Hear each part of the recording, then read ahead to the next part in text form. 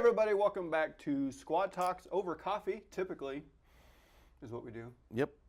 Got Center Goss mug with just a K cup today. It's a little, I didn't bring it very strong. It's just it's a Costco, some kind of organic Sumatra. And I'm rocking the Squad branded Mirror Cup. Mirror Cup. With some tea, because I don't do coffee, but that's well documented. Not the new Mirror Cup, I noticed though. Well, this is an OG right here, and I like it. Yeah, I like it. The new one's at home. I've also got a sparkling Waterloo water. Just the essence. A lot of people don't know I have a sparkling water blog, Kevin. Check that out. I'm an expert. Not in many subjects, but sparkling water is one. Are you on TikTok with that? Not yet. Okay. Q4. What are we doing here? All right, we're going to talk about sales. So we've been talking lately about sales, and we're going to wrap up sort of a three-part series talking today about sales process. So we'll talk about why that's important. We'll talk about maybe some tools and that would help you in that way, and then how to get it done. Mm-hmm. So Bryce is our resident sales expert. So once again, we'll be consulting his wealth of knowledge and experience. So let's first talk about the sales process. Mm-hmm. What does that look like for us? What could it look like, in generally speaking, for any organization? Yeah, I guess you always want to assume that somebody's got a sales process. It doesn't have to be extravagant. It could be pretty simple, but that's not always the case. We run into a lot of organizations, businesses that don't, and they may even be, strong sales organizations and producers, but we've found it valuable to have a sales process over the years here. Yeah. Hasn't changed a lot. It's pretty simple, and but it's documented, and in the EOS Entrepreneurial Operating System, Kevin, is what that stands for. Naturally. We call it follow by all. So we have a process, and we're going to ask people to follow it. Yeah. And I mean, it's pretty simple here. I'm doing a majority of the selling.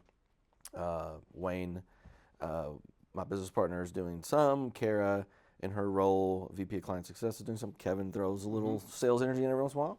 And then we've got a sales support person, Rachel, that we'll talk about a little bit more in a bit. But it's a pretty small team. The sales meeting's it's a cozy little group. Yeah. And you don't have to worry about people getting off the ranch necessarily as much. But when you take this and apply it to a larger business, even if you've got a sales team of 6-8 people, then you just don't want a bunch of folks doing things differently out in the marketplace. We talk about that a lot on the marketing side. You don't want them, doing their own design of flyers and getting the brand off the radar. Yeah. And you don't want them doing that in the sales process. You got to have some standards, right? Standards, Kevin. Standards are key. Yeah. So, what are our standards, you ask? I did. That naturally was where we're going next. Yeah. So anyway, we've created a pretty simple sales process, like I said. And it's basically, and this is where I love that it ties into our marketing. What are we trying to get people to do when they take the first step, the call to action, kind of in a story brand kind of framework. Right. And we want to connect with them, and we use that term a lot here. It's on our scorecards. It's a common vernacular that we use is connect coffee or connect call, and that's what we're looking for when somebody comes, when they move from the point of maybe being a marketing qualified lead, they're a sales lead, they're interested in meeting, talking, or they're a referral that we're following up with, then we're looking for that first step to be a sales connect. And it's either a connect call, if they're virtual, if they want to make things kind of snappy, or a coffee. And usually those are 30 to 45 minutes is what we tell folks. And we basically say the point is to see if we'd be a good fit to work together. Right. Let's not waste each other's time. Exactly. If we're not, and I think both parties usually appreciate that. Right. Some of those calls last 7 minutes, when it's pretty clear right out of the gate that we're not going to be a good fit. Yeah. We do other things like networking coffees and whatnot where it's a little different vibe to it, a little longer, seeing how things are going, meeting people, getting referrals, those kind of things. But in terms of just the pure sales process, sales connect, either a connect call, connect coffee. Got it? Yeah, I'm tracking with you. Okay, all right. I'm tracking with you.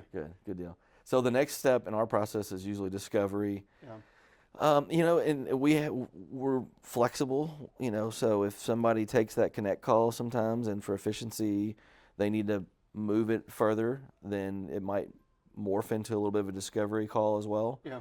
I like to keep some separation there just because it gives both parties a chance to say, like, all right, we connected. What's next? All right, we're going to get together again, 45 minutes to an hour, do some discovery, ask better questions, go deeper. We've already determined we might be a good fit to work together. So beyond discovery, we have a meeting that we do for partnerships called Build the Plan, where we actually have them into our space or go to their space, and we start to whiteboard some ideas of what a partnership would look like and some baseline activities, tactics we would do, some strategic thoughts. So you've got, you've got connect, you've got discovery, you got build a plan. Then we're ready to send a proposal, and then we've got a decision column in our sales process where we're waiting for a decision. And then it's pretty much we won that deal, we lost that deal, the timing's not right, so we have a little column where we put a timing. And sometimes you don't win or lose a deal; it just kind of goes away. I think we call those abandoned. And so that kind of covers our gamut, if you will, of whether they're selling a project, a partnership, a program. It covers the whole gamut for us. And sometimes that's a 2-week process. Sometimes that's 2 months. We've had people call us out of the blue with things that we've marked abandoned that they had on the back burner, and now they have the money or the time or whatever energy. Yeah, and I think every business has a sales cycle, and I wish it were always consistent. We've sold partnerships in 7 to 10 days before. That's usually more like a 3 or 4 month conversation. Projects can be much quicker. Obviously, somebody has a need for a website, a video, branding, logo design. It's usually a pretty established need, and they're looking to move at a certain pace on that. So so some things are a little more in our case more transactional. Some things are more partnership, longer term commitment. They're going to be a little more methodical. We're going to be more methodical. So you laid out that process. Feels very linear. My mind works in spreadsheets, so I can see a spreadsheet of all these columns of something moving along. But sometimes spreadsheets don't cut it. You've got enough volume or more cooks in the kitchen from a sales team standpoint.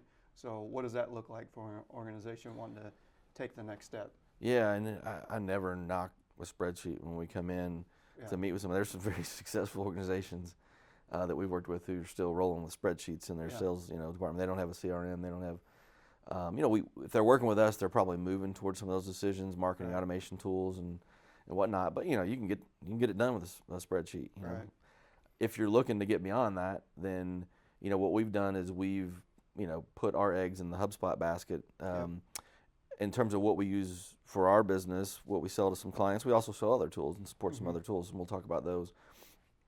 But for us, that tool of HubSpot, that has a sales component, has a marketing component, has a service component. So we do a lot of everything in the business with that tool. In the sales world, we kind of stick to there today. We use there's a pipeline view where we can put all these, like you said, what would be the columns on the spreadsheet, connect and discovery and build a plan. They're in a pipeline view that we reference, daily, that we definitely reference weekly at our sales meeting. And I think that's an important step. A lot of businesses don't even have a weekly sales meeting, maybe, that they, kind of come together and keep score and, update each other on activity, share ideas, send things off to marketing that could help support sales. So I'd highly encourage that if you're not doing that, just for some organization. But with our tool, HubSpot does the visual pipeline, if you will. It does our quotes. So, everything that we quote has a product library. So our pricing, if we're changing it, it changes across the board. Nobody's wondering what it costs, how we price a certain thing. It's our source of truth. It's our, yeah. Excellent point, Kevin. CRM, source of truth. I love it. So, what else in the tool? Trying to think of other things that we lean on the tool for. Having a tool gives you data. You can start to have dashboards and things. I know for me, from an operational standpoint, because that's the hat I wear most often, being able to see, we call it best chance to close list. And so here's the things that we think could close in the next 2 weeks based on conversations that are hot. That so then from an operational standpoint, I can have a little heads up. Hey, I need to maybe clear my calendar for some kickoff meetings or whatever. And that's where that tool can kind of help bleed into other departments. And absolutely. And I've always said this for at least the last 12 or 15 years, is it's challenging to staff an ongoing partnership program model, much more so than a project. Project world, it comes in, you've got a key team, and you're working something through 3 to 4 months, and then it's finished.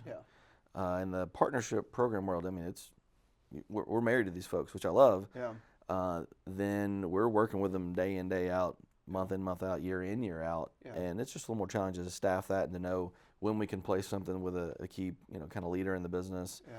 Yeah. Marketing managers, how much bandwidth do they have. So having that best chance to close number is key for us. We pull activity numbers, obviously, that look that are good, leading indicators. I got the number of proposals we sent, the number of connects we had. Yeah. And then just general sales numbers broken down. How much project are we selling? How much program and partnership are we selling? Yeah. Different pipelines for some of those things. So it's a great tool. We brought it into a dashboard. That dashboard feeds a scorecard. Yeah. We talk about that in our sales meeting, and some of that filters up to our leadership meeting. Yeah. So it's a nice little system. Yeah. And we make refinements every once in a while, but it's served us well. So from a visibility standpoint, mostly the sales team's looking at it, but open to the whole organization to see and kind of have an understanding of what's going on. So we're HubSpot partners. We believe in that tool. We know the power of it. It scales. It is HubSpot. There are other hubs you can add, but there's a ton of power just even in the free CRM that they offer, and then it scales up from there. Yeah, and like I said, we have to be agnostic kind of with the tools that we support, because people come to us and they're in a contract with Salesforce. So we've done some work in the last 6-8 months in a heavy way with Salesforce and integrations and whatnot with a few clients. There's tools like Keep.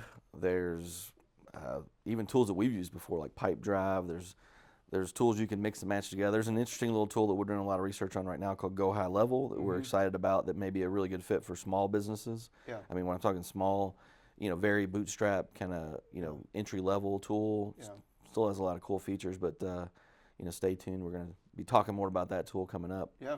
But if you're making the jump from spreadsheet to tool, we'd love to help you kind of navigate that conversation. We understand a lot of these tools and have used them and helped clients use them over the years. So yeah. So having a process is key. That is, like you say, agnostic of any tool. Finding a tool that works for you that you'll use. You get out of it what you put into it, and so taking the time to populate that tool with information as you're going about the sales process. But then kind of the other X factor that we've found is having some support throughout that process. Yeah, because I always think the worst thing is to buy a software or tool and then use it like 10%. Right. I mean, nobody's using it 100%. Well, yeah. Probably very few are using the tool 80% of what the capacity of that tool is. Yeah. And, it's like a friend of our business, Joe Gertis, always used to say, none of these tools are going to do everything you want and make you a peanut butter and jelly sandwich. Yeah.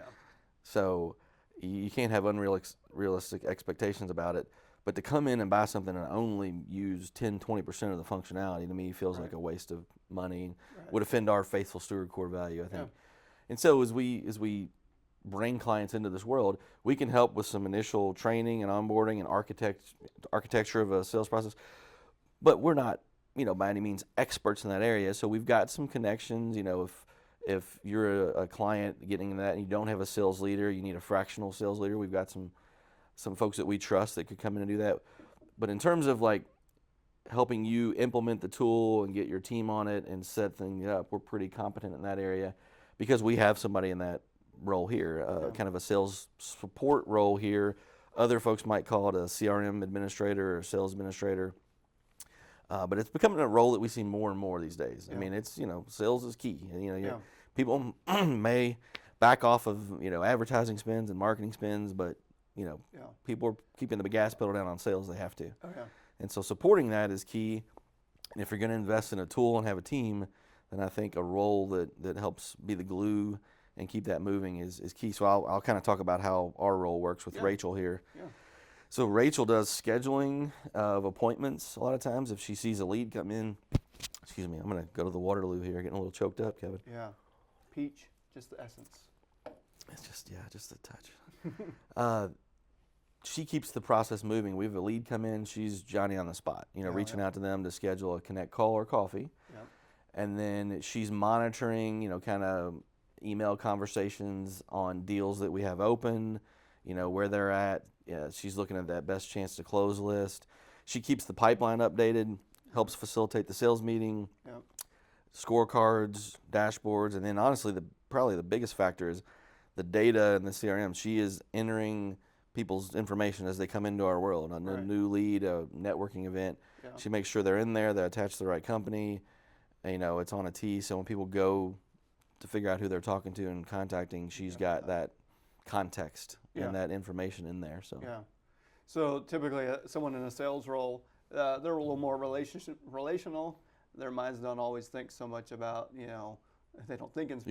you're talking about me, aren't you? It's just, Yeah. generally speaking, I'm speaking in Yeah, generalities. yeah. People cut from your stripe. They just want to be out meeting people, hearing about their business. How can they support, the things that they're doing? And so they Yeah. aren't always coming back and thinking, I need to input this information into a system so we can have it organized and draw upon it later. And that's where that Yeah. support role. So what Kevin said is basically, I'm not going to enter a business card in the CRM, probably update the phases in a pipeline. And History serves. Yes. Yeah, but so I mean, proposal generation is another thing that Yeah. Rachel can get a proposal to 50-70% based just on doing them over and over again and understanding, web projects, how we price them, how we quote marketing partnerships, and that's a huge value because we can come in, as a team of it's Kevin, myself, Wayne, Kara, we can come in and get that proposal from 50 to 100%, 70 to 100%, because we've got the context, we had the conversations, the discovery, we got the notes, Right. we understand strategically, creatively what we're trying to do with this. Yeah. But it's just great that she can kind of get that, Yeah. foundation set, get it to 50-70%, Yep. and reduce the friction, Yep. in that process. So Yeah, it's kinda huge. catalyst for some of those things we're trying Yep. to accomplish. So, well, that's great. So yeah, I think if you've got the process in place and the tool, but then being realistic with yourself and saying, what are we capable of as this team, and do we need to bring in a little outside help? We internally have some help, but we've offered as a marketing agency sales support to folks, and so that sometimes is the X factor. Yeah, and right now we have a client who's asked Rachel to literally come to their sales meeting for a few weeks to kind of be a catalyst to organize how they're doing, how they're building some scorecards, how they're tracking things. And it's a great value add that that we've provided to some partner clients where it makes sense. So Yeah, love it. So if you're sitting there just thinking about your sales process, maybe you're looking at some of your numbers, seeing how you can push things forward a little bit, and not quite sure what's holding you back. It could be that there's maybe an opportunity to implement a new tool, get some support from folks like us who just love to do marketing, but also marketing that enables salespeople. Let's talk. We're here for you. Bryce knows a thing or two. He'll buy you coffee. We talked about that. 100 coffees this year, and we got to fill up the calendar. So Quills, Crestwood Cafe, JW Cafe, Matzo Pie's back open, Kevin. Matzo pie. Let's do it. How could you? I mean, how could you not want to go there? I'm saying. Don't go there on a Monday morning, though. I've made that mistake. It's not open. We'll make a special note of that. Yeah. So thanks for listening and tuning in. Want to encourage you in your sales process. Let's go get it.